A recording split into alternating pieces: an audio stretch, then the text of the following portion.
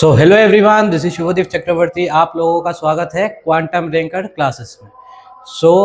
पिछले वीडियो में हमने पढ़ा था क्लास 10 चैप्टर 6 जिसका नाम है लाइफ प्रोसेसेस। इसका जो ऑटोट्रोपिक न्यूट्रिशन के बारे में हमने पिछले वीडियो में कवर किया हुआ था।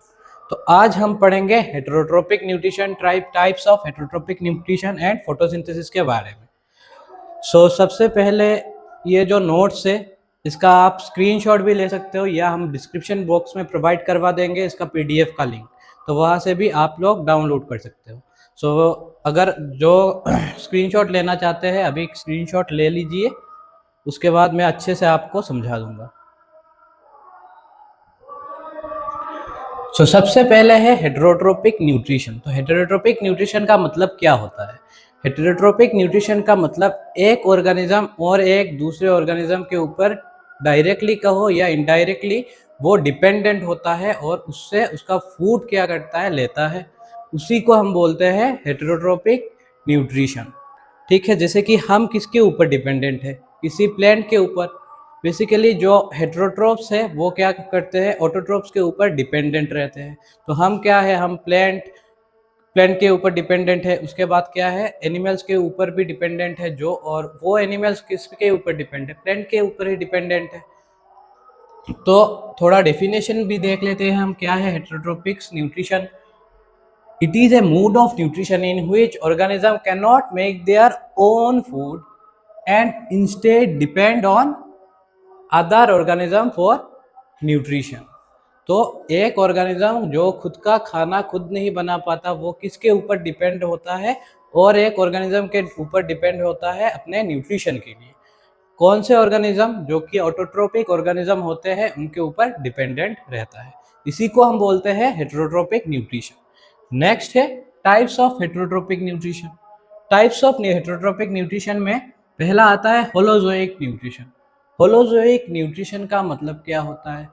जैसे कि कोई ऑर्गेनिज्म एक सॉलिड फूड को ले रहा है, उसका इंजेक्शन कर रहा है, उसके बाद उसके स्टमक में जाके वो क्या होता है, मतलब इनसाइड में जाके वो उसका क्या हो रहा है, डाइजेशन, ब्रेक डाउन हो रहा है उसी फूड का।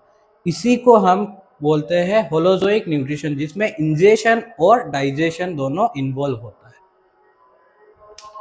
तो थोड़ा डेफिनेशन देखेंगे हम। Organism ingest solid food which is broken down inside the body. अभी मैंने बोला था, जैसे कि कौन करते हैं होलोजोइक मोड ऑफ न्यूट्रिशन को फॉलो? एमीबा करता है, एनिमल्स भी, जैसे कि हम होलोजोइक न्यूट्रिशन को फॉलो करते हैं। नेक्स्ट है सेप्रोफिटिक न्यूट्रिशन। सेप्रोफिटिक न्यूट्रिशन मतलब जो ऑर्गेनिज्म क्या करता है, किसी दूसरे ऑर्गेनिज्म के डेड बॉडी पे, गले सड़े मरे हुए ऑर्गेनिज्म पे क्या कर रहा है, डिपेंड कर रहा है। उसी को हम बोलते हैं, और उससे क्या कर रहा है, फीड कर रहा है। उसी को हम बोलते हैं सेप्रोफिटिक न्यूट्रिशन। जैसे कि आपने देखा होगा फंगस, ठीक है, या फिर फंजाई, वो क्या, कौन सा मोड ऑफ न्यूट्रिशन फॉलो करता है? Saprophytic mode of nutrition. Next है पैरासाइटिक न्यूट्रिशन। पैरासाइटिक न्यूट्रिशन कौन कर रहा होता है? पैरासाइट्स, जो कि एक्टोपैरासाइट भी हो सकता है, एंडोपैरासाइट भी हो सकता है। एक्टोपैरासाइट मतलब जो आउटसाइड द बॉडी से क्या कर रहा है, जैसे कि लीच हो गया। लीच हमारे बॉडी में आ जाता है, आके क्या करता है, इधर से वो ब्लड सक करता है। उस पर एक एबिलिटी है जो कि हुकर एंड सकर एबिलिटी होता है। तो वो क्या कर रहा है, पहले हुक करके ब्लड सक कर रहा है, उसी से वो अपना न्यूट्रिशन ले रहा है। इसको कहते हैं हम पैरासाइटिक न्यूट्रिशन। और एक एग्जाम्पल हो गया, मैंने जब जो लीच बोला है वो है एक्टोपैरासाइट। और एंडोपैरासाइट का एग्जाम्पल होता है जैसे कि एस्केरिस, क्लास 9 पे था एक एस्के हेलमिंथेस, उसका एग्जाम्पल है एस्केरिस। एस्केरिस है एंडोपैरासाइट। तो इसका डेफिनेशन थोड़ा सा देख लेते हैं। पैरासाइट लिव इनसाइड और outside another organism and derive nutrition from it. जैसे कि एग्जाम्पल टिक्स हो गया, लीच हो गया, ये सब होते हैं पैरासाइट्स। और ये क्या फॉलो कर रहे होते हैं? Parasitic mode of nutrition, parasitic nutrition. Next हमारा टॉपिक है फोटोसिंथेसिस। फोटोसिंथेसिस में क्या होता है, प्लांट क्या करता है, जो भी ग्रीन प्लांट्स होते हैं क्या करते हैं, सनलाइट की मदद से हमारा जो सोलर एनर्जी है उसको कन्वर्ट करते हैं केमिकल एनर्जी में, ठीक है तो थोड़ा सा हम इसके बारे में देखेंगे, ये केमिकल एनर्जी एक्चुअली में होता क्या है, किसके प्रेजेंस में हो रहा है, ठीक है। तो photosynthesis is the process by which green plant prepare their own food. Food का मतलब कौन सा फूड, कार्बोहाइड्रेट, ठीक है, फ्रॉम CO2 एंड H2O, मतलब carbon dioxide and water, using sunlight in presence of chlorophyll is called photosynthesis, ठीक है।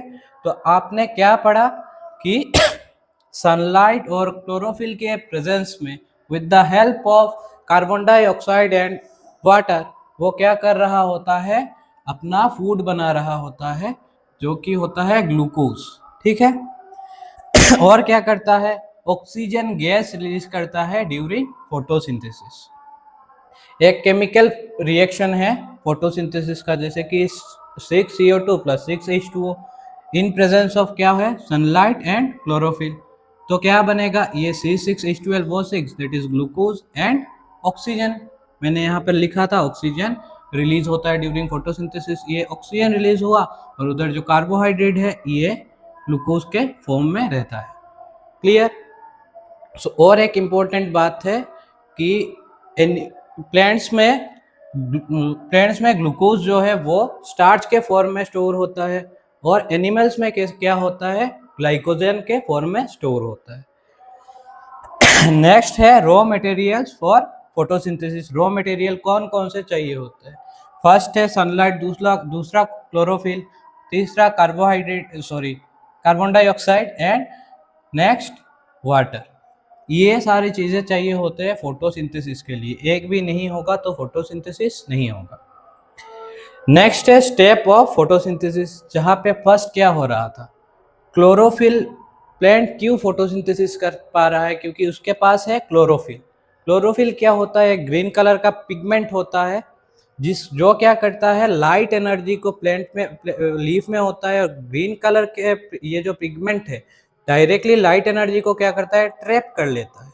And ये जो लाइट एनर्जी इसने ट्रैप किया है वो लाइट एनर्जी किस में कन्वर्ट होता है, केमिकल एनर्जी में, ठीक है। और इसमें क्या हो रहा होता है, स्प्लिटिंग ऑफ वाटर होता है, वाटर ब्रेक होके वाटर मॉलिक्यूल ब्रेक होता है और उससे क्या निकलता है, हाइड्रोजन एंड ऑक्सीजन।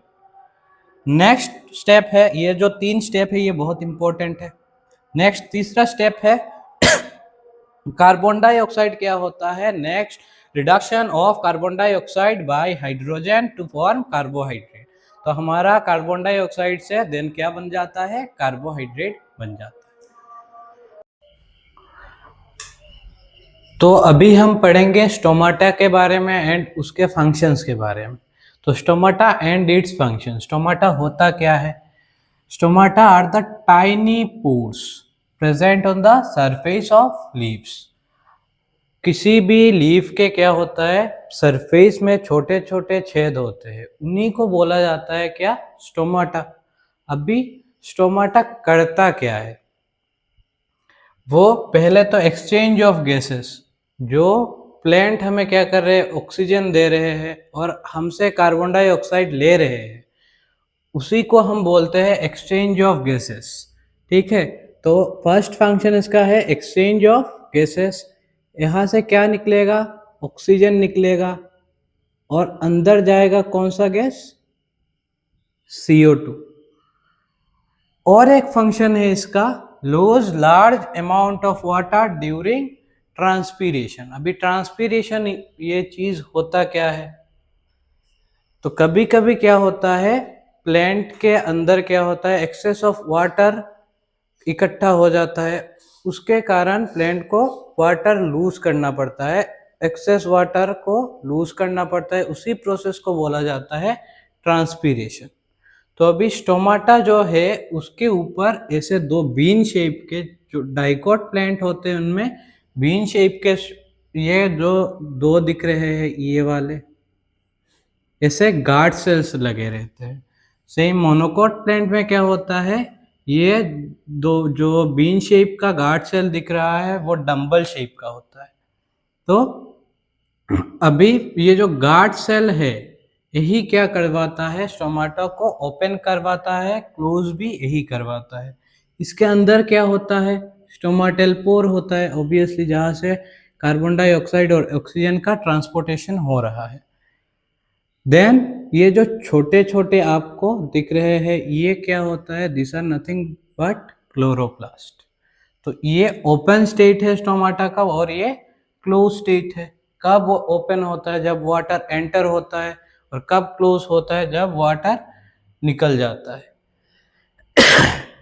तो नेक्स्ट टॉपिक हमारा होगा फोटोसिंथेसिस इन डेजर्ट प्लांट। तो क्या होता है, अभी डेजर्ट प्लांट पे फोटोसिंथेसिस कैसे होगा, क्योंकि उस पार्टिकुलर रीजन पे धूप ज़्यादा होता है, सनलाइट ज़्यादा होता है। अगर स्टोमाटा दिन में ओपन होगा तो उसके अंदर से वाटर क्या हो जाएगा, इवापोरेट हो जाएगा।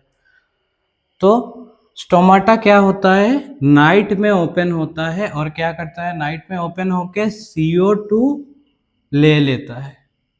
और ये क्यों करता है, ताकि वाटर लॉस को रिड्यूस कर सके। नेक्स्ट स्टोमाटा क्या करेगा, ये जो कार्बन डाइऑक्साइड इसने लिया था वो क्या करेगा, सुबह क्या करता है, इस फोटोसिंथेसिस के टाइम यही कार्बन डाइऑक्साइड यूज कर देगा। स्टोमाटा क्या होता है, इसमें दिन में क्या होता है, बंद रहता है, ताकि क्या हो, इसमें वाटर कंजर्व हो सके। तो यही 3 स्टेप है। फर्स्ट है क्या, stomata opens at night to take CO2 to reduce water loss. Next, stomata close during day to conserve water, दिन में बंद रहता है ताकि वाटर को कंजर्व कर सके। तीसरा है कि CO2 जो रात में लिया था एक इस प्लांट ने, वो क्या करेगा, वो दिन में ये CO2 का यूज करके वो फोटोसिंथेसिस करेगा। तो इसी के साथ हमारा प्लांट का जो न्यूट्रिशन है वो खत्म होता है। नेक्स्ट हम पढ़ेंगे एमीबा का न्यूट्रिशन, और उसके बाद पैरामोशियम, उसके बाद कंटिन्यू होता जाएगा। सो नेक्स्ट जो हमारा टॉपिक है वो है nutrition in amoeba. Nutrition in amoeba ये प्रॉपर 5 स्टेप में कंप्लीट होता है। फर्स्ट है इंजेशन, फिर डाइजेशन, उसके बाद एब्जॉर्प्शन, फिर एसिमिलेशन, उसके बाद इजेशन। फर्स्ट स्टेप इंजेशन का मतलब होता है अंदर किसी भी चीज को लेना।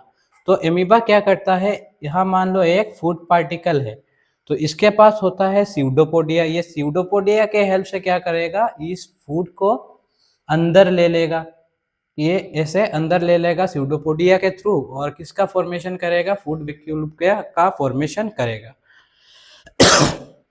अब इंजेशन के बाद आता है डाइजेशन। डाइजेशन में क्या होता है, amoeba enzyme are secreted in the food vacuole.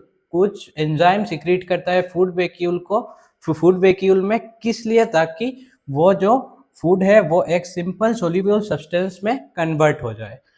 तो डाइजेशन में क्या होता है, एंजाइम के हेल्प से वो जो फूड है उसको सिंपल सोल्यूबल सब्सटेंस में कन्वर्ट किया जाता है। नेक्स्ट है एब्जॉर्प्शन। अभी जो डाइजेस्टेड फूड है उनको क्या किया जाएगा, एब्जॉर्ब किया जाएगा। उस the digested food are absorb into cytoplasm and use for energy, growth and repair. और जो आफ्टर डाइजेशन जो हमने एब्जॉर्व किया उसको, जो इस एमीबा ने एब्जॉर्व किया उसको क्या करेगा, साइटोप्लाज्म में वो एब्जॉर्व कर देगा। उसके बाद क्या करेगा, यूज करेगा किस लिए, एनर्जी के लिए, ग्रोथ के लिए एंड उसके रिपेयर के लिए यूज करेगा। नेक्स्ट है एसिमिलेशन। एसिमिलेशन का मतलब है एब्जॉर्ब न्यूट्रिएंट्स को यूटिलाइज करना, ठीक है। इसी प्रोसेस को हम बोलते हैं एसिमिलेशन। एंड देन जो भी वेस्ट मटेरियल रह जाते हैं उनको निकाल देने को हम बोलते हैं इजेशन। होपफुली आपको ये टॉपिक क्लियर हो गया होगा। सेम हमारा नेक्स्ट जो टॉपिक है उसका नाम है न्यूट्रिशन इन पैरामेशियम। इसमें थोड़ा सा डिफरेंट इंजेशन का प्रोसेस है, बाकी सब जो है digestion, absorption, assimilation and egestion, ये सारे का सब प्रोसेस इसमें सेम है, बस इंजेशन का थोड़ा सा डिफरेंट है। ये हमारा पैरामेशियम है। पैरामेशियम में क्या होता है, ये सिलिया हेयर लाइक स्ट्रक्चर होते हैं इसमें सिलिया। तो इसी सिलिया के हेल्प से इस फूड पार्टिकल को क्या करेगा, ये पेरामोशियम क्या करता है, अपने माउथ में ले लेता है। ठीक है, इसी प्रोसेस को हम बोलते हैं इंजेशन। और इसी प्रोसेस के जैसे कि इधर एमीबा क्या कर रहा था, सीडोपोडिया के हेल्प से क्या कर रहा था, अंदर ले जा रहा था अपने माउथ में, ये क्या क्या करेगा, सेम सिलिया के हेल्प से अपने माउथ में ये फूड पार्टिकल को ले जाएगा। और बाकी जो भी प्रोसेस है same digestion, absorption, assimilation and digestion as it is वही रहेगा। सो होपफुली आपको आज का ये क्लास जो है अच्छा लगा होगा और आपको सब समझ में आया होगा। अगर समझ में आए तो आप प्लीज़ लाइक, शेयर और कमेंट करना मत भूलिएगा, और साथ ही साथ चैनल को सब्सक्राइब कीजिएगा। थैंक यू, मिलेंगे फिर से अगले वीडियो में। आज के लिए बस इतना है।